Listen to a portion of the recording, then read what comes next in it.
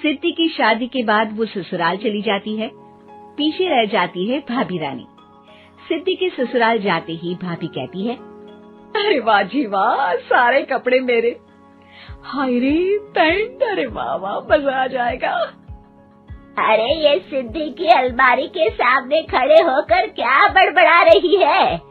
जा जाकर देख मेहमानों को विदाई की मिठाई मिली कि नहीं। अब हाँ माँ जी, क्यों नहीं, लेकिन पहले कपड़े तो बदल लूं। अब रानी आ जाती है सिद्धि के उन कपड़ों में जो वो ससुराल जाने से पहले घर छोड़ जाती है। अरे रानी, कुछ दिन रुक जाती। अरे ये तो सिद्धि बिटिया को मैंने ही दिया था, बड़ा ही फबता था उस पर, तुझ पर तो कुछ खास नहीं लग रहा। अब वो ना मेरे सारे कपड़े गीले थे तो सोचा पहन लूं। वैसे भी सिद्धि को कौन सा दिन पुराने आउटडेटेड कपड़ों को पहनना है। वैसे भी ये सूट तो मैंने तभी पहना था, वैसे खास है भी नहीं ये। हाँ ठीक है, लेकिन ना मेरी सिद्धि पर तो जमता था। सारे मेहमान चले जाते हैं और सिद्धि ससुराल से मायके पहली बार आती है। अपना घर, अपना कमरा, अपनी अलमारी। ये बोलकर जैसे ही सिद्धि अलमारी खोलती है तो सामने उसके कपड़ों की जगह कुछ और ही रखा होता है। माँ, ओ माँ, जरा कमरे में तो आना। सास और रानी वहाँ पहुँच जाते हैं। रानी ने पहनी होती है सिद्धि की जींस और टी शर्ट। अरे भाभी, ये क्या? ये तो मेरी बड़ी ही महंगी टी शर्ट है, इसे आपने घर में क्यों पहनी है? अरे बहुत मिलती है दीदी ये चौक की मार्केट में, 150 में। ओ भाभी प्लीज, ये एरोपोस्टल है, 2000 की एक टी शर्ट। ओह, 2000 में तो दीदी 4 साड़ी आ जाए। अब क्या बोलूं? भाभी, ये मेरी अलमारी में छोटू के कपड़े, तो मेरे कपड़े कहाँ हैं? मेरी अलमारी में? अब दीदी आपको कौन से पुराने कपड़े पहनने थे? माना भाभी, लेकिन मैं जब घर आती तो यही सब पहनती ना। अरे तुम तो बड़ी कंजूस हो दीदी। खैर, वक्त आता है जब सिद्धि ससुराल के लिए रवाना हो रही होती है।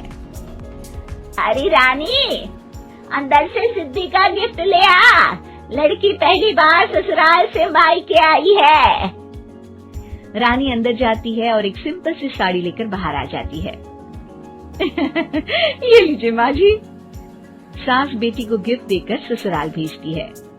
अगले दिन रानी एक सुंदर सी साड़ी पहनकर सामने आती है। अरे रानी, ये तो वो साड़ी है जो मैंने सिद्धि को देने के लिए दी थी जब वो ससुराल ले जाती, लेकिन ये तूने कैसे पहन ली? अरे माँ जी, ये साड़ी तो मुझे बहुत पहले से ही पसंद थी, लेकिन चिंता न करिए, मैंने सिद्धि के लिए भी अच्छी सी साड़ी दी है। हाँ। तभी सिद्धि का फोन आता है। क्या माँ, कुछ अच्छा तो दिया होता ससुराल ले जाने के लिए। अरे पहले दिखा दिया होता। ये चमकते हुए पैकेट में नौकरानी वाली साड़ी मत दिया करो माँ। अरे बेटे, वो तेरी भाभी ने ना गलती से उससे पैकेट बदल गया। हाँ, मैं कल ही तेरे भाई के हाथ से तेरा वाला पैकेट भेज दूंगी। अरे रहने दो माँ, आई एम श्योर भाभी ने अभी वही साड़ी पहनी होगी जो तुमने मेरे लिए रखी थी। तुम तो समझ नहीं पाई उनको। खैर छोड़ो, मैं ज्यादा बोलती अच्छी नहीं लगती, रहने दो, आपको उन्हीं के साथ रहना है, फिर बात करेंगे। सास को रानी पर गुस्सा आ जाता है। वो उसके कमरे में जाती है जहाँ वो शादी का एल्बम देख रही होती है। रानी, मार्केट जाकर एक ऐसी ही साड़ी लेकर आ, कल प्रतीक जाकर सिद्धि के घर दे आएगा। अरे क्यों माँ जी, कितनी साड़ी देनी है दीदी को? यहाँ कोई सेल लगी है क्या? अरे चुप कर, मेरे बेटी के हिस्से की साड़ी खुद पहन ली, अब ज्यादा ज्ञान बांट रही है। एक दिन सिद्धि का फोन आता है। माँ, मेरी सास ने आज सबको खाने पर बुलाया है। सारे लोग सिद्धि के ससुराल पहुँचते हैं। खाना खाकर वो लोग निकल रहे होते हैं कि सिद्धि की सास सभी को गिफ्ट देती है। अरे बहन जी, बेटी के घर का खाना खा लिया, यही बहुत है जो आप ऊपर से गिफ्ट भी दे रही है। अरे बहन जी, आप भी कहाँ इन बातों पर विश्वास कर रही है।